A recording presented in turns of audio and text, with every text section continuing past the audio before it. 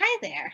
So I am Stephanie Hendricks. I teach language arts and humanities at Bangor High School in Bangor, Maine. And I'm also a doctoral student at UMaine, and I'm studying critical whiteness, white teachers in predominantly white spaces who teach texts that use the N-word. So topics related to bias are topics that I am very interested in, and they are definitely my research target. So I'm thrilled to be able to talk about this with you today.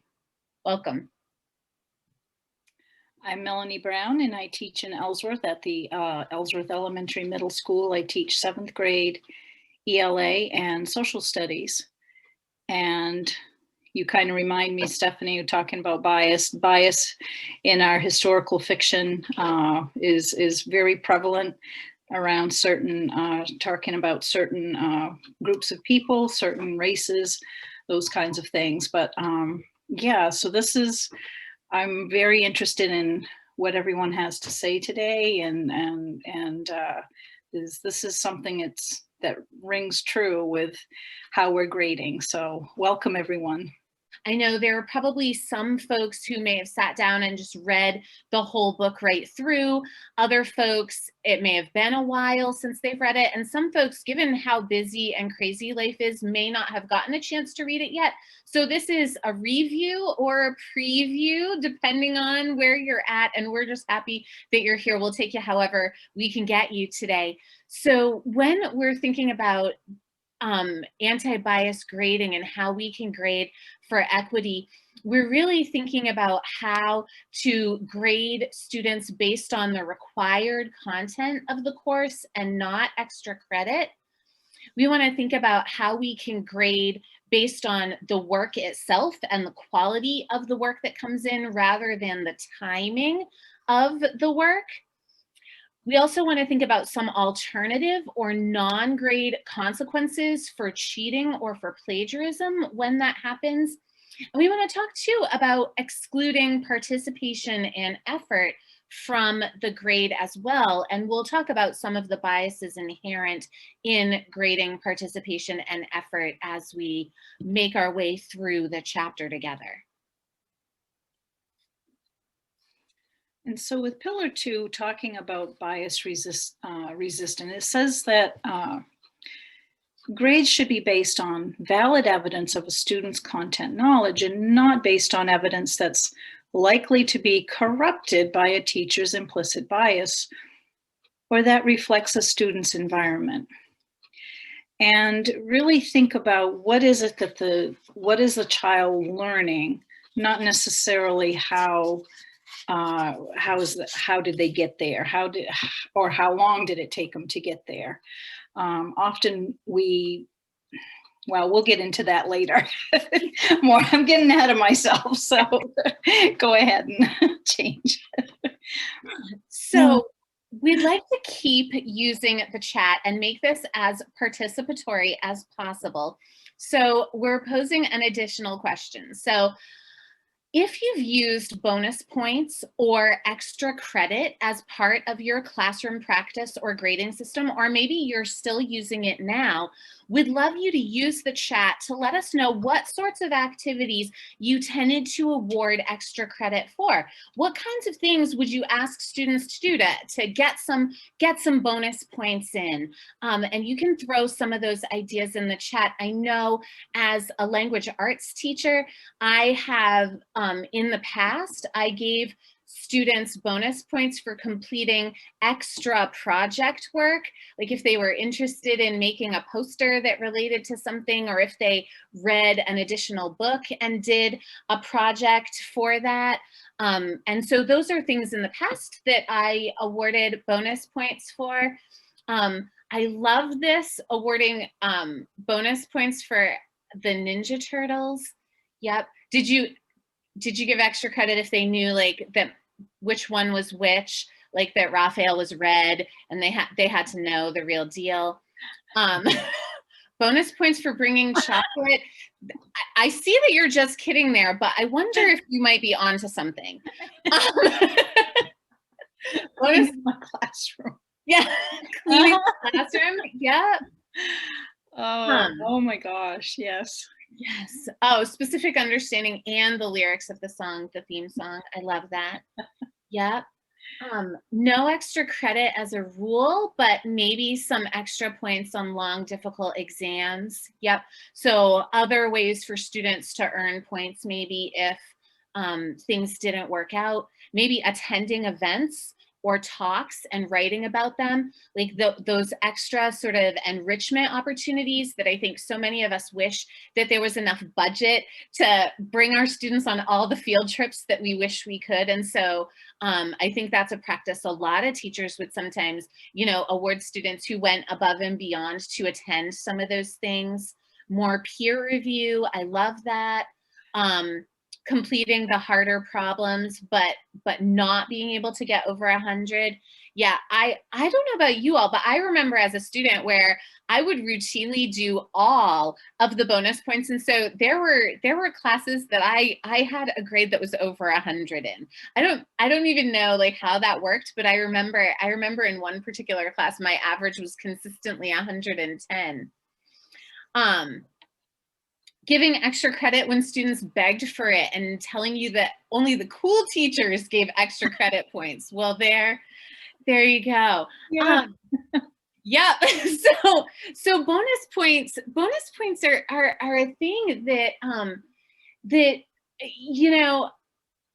Feldman really talks about it with regard to this chapter and sort of how important it is that teachers eliminate bonus points and extra credit from the grade, because he argues on page 114 that extra credit renders a grade inaccurate. And I know that in earlier sessions you were talking about grading and accuracy, and in earlier chapters that's a point that Feldman really spends a lot of time talking about.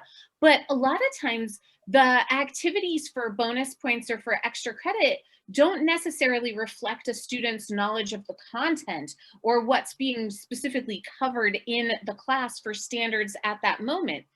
And another point that he makes is that even though extra credit is often optional, and maybe we talk about how it's open to all students, like everybody could take advantage of this, not everybody may be allowed to have equal advantage or equal opportunity to take advantage, because it might require extra resources beyond course requirements. So for example, if students have to attend a session and write about it, they may need to have access to transportation to get them there, which might mean they need access to gas money. Or in this day and age when everything's virtual, like they might need internet access, like reliable internet access. And I know that we've been working hard in COVID pandemic times to make sure that everybody has internet access, because so many of us are educating remotely and in hybrid situations. But there have often been times when I know my students' internet access has been on again, off again, depending on when their parents could pay the bills or when they could kind of re-up their service. And so Feldman makes the point really explicitly. He says that if the work is important, require it, make it part of the actual course grade. And if it's not important, then don't include it as part of the grade. And so that's something that really stuck with me as I was reading this chapter, because I had been a teacher who had offered bonus points and extra credit opportunities in the past, and reading those words and really thinking about the points that Feldman was making had me interrogating my own practice in some powerful ways. Okay, so what is the alternative to lowering grades for late work? So when students are allowed to have more time to complete assignments, they can work around unpredictable events or overpacked schedules, which even though we're in a pandemic, it still seems like our kids have that schedule. They have less incentive to copy and can take more pride in doing their work. So we'll think about what is the alternative? Mm-hmm. Yeah, and it looks like from the chat, so many of you have already sort of had those moments where you've decided not to lower grades for late work anymore. And so I think Feldman would definitely support those decisions. It's something that he advocates for. As Feldman argues, you might think about rehabilitative consequences. There's been, I think, so much conversation in education lately about growth mindset and about this idea about how we have to help our students be psychologically safe in the classroom, and we need to help them learn that it's okay to fail and it's okay to take risks.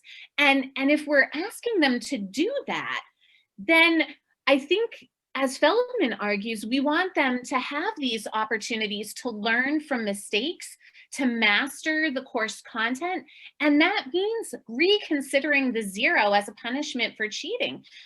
Feldman goes on to say that the student who cheats should be required to rehabilitate herself by doing the assessment or assignment, and that's what a couple of folks have been throwing into the chat. I saw Angela throw that in earlier, where you were telling your freshmen that if they didn't complete something, that the consequences, doing the work, and them being really shocked by that. And as Jonathan was mentioning earlier, that there shouldn't be a get out of work card, right? That the idea is to give students the opportunity and the time to practice these skills and really demonstrate their mastery of content. Yeah. I'm just checking that chat, right? So if the work is the goal and access to the work is the right of every kid, then taking the work away betrays the kid and the learning.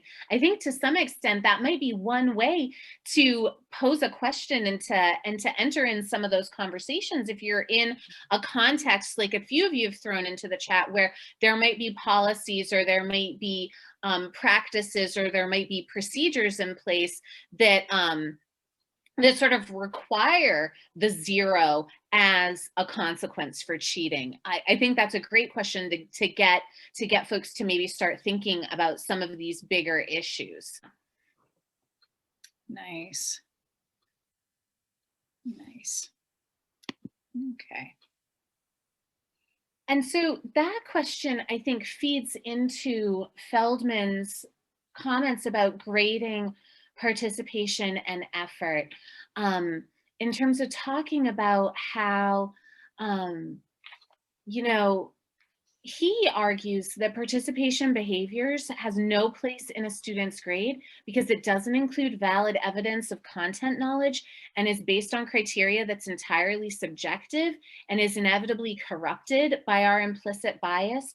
And so the reason we post that question about all of the things that you all threw into the chat about the things that you do to help your students engage and to help them do their best work, I think the argument that teachers give more often than not about why we grade participation and effort is a very extrinsically motivation-centered sort of reason, in that I grade it as a way, or I include it as a grade, as a way to encourage students to participate and as a way of encouraging them to engage with the content. So grading participation and engagement becomes a tool to actually help the students get engaged. But we know that in not every context is extrinsic motivation the best way to get students to do things.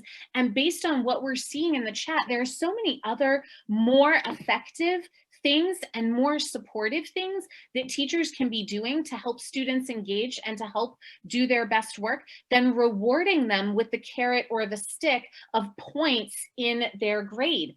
I love the things that we're seeing, like helping students ask questions and sometimes letting the class get off topic. I just finished a book study with a group of teachers where we read Matthew R.K.'s Not Light But Fire, and he talked about the strategy of burning 5 minutes as a way of really building classroom community. And I think that's another way that when students know that we care about them, they are willing to work harder and do their best, sometimes even if they're not 100% interested in what's going on. And Jonathan, I love this reminder that, that whatever assignment they're working on, isn't and shouldn't be the center of their world, that as humans, they have lots of other things that they may need to be thinking about and attending to. We know that our students' lives are much more complex and layered sometimes than we're even aware of. And really giving them the opportunity and support when they're with us, and thinking about how sometimes if a student isn't appearing to be engaged or appearing to be participating, that there might be something else going on there, or that even if it doesn't look that way to us. I'm reminded of a conversation I had with a student last semester, and she came up to me very sheepishly after class one day because she had been doodling in her notebook, and she hastened to reassure me. She's like, I hope you don't think I wasn't paying attention. It's just the doodling really helps me focus. And people like Linda Barry, who wrote the book Syllabus and is a creativity teacher, like, tell us that doodling and spiraling is a way that does actually help the brain focus. But obviously this student was so concerned about my perception of her that that other teachers in her life must have said something to her about, oh, if she's doodling, she's totally not paying attention.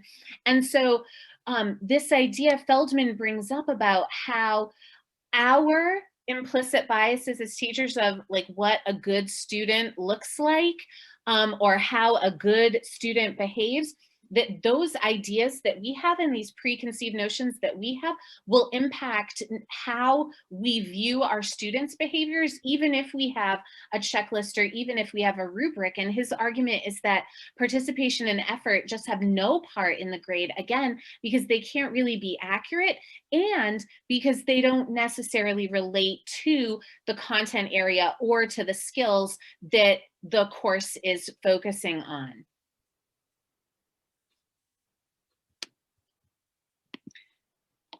And so we look at rewarding certain behaviors meant to support student learning, but it forces students to fit within a set of behaviors anchored to the teacher's subjective, implicitly biased idea of what a successful student is. And this is what we were just talking about. And this reminds me of Jonathan's message in the chat. Are the behaviors that their teacher has and values embedded within that teacher-specific culture, upbringing, and learning styles. So I think of our economically disadvantaged kiddos, especially I always use them as my yardstick. And am I doing all that I can for them? The rest will be fine. But I do want to just recap what these big ideas were from chapter 9, this idea of how grades should be based on the required content of the course, not the extra credit. And if there's something that you're tempted to offer extra credit or bonus points for, think about that question, like, why would I want students to do this? What are they going to get out of it? And should I actually add it to my curriculum if it's something that's really worthy? Thinking about how grades should be based on student work rather than the timing of the work. These alternative or non-grade consequences for cheating that really help students learn. And then excluding participation and effort from the grade, because we know how subjective those things can be. So that's our quick recap. And you have all of these slides and every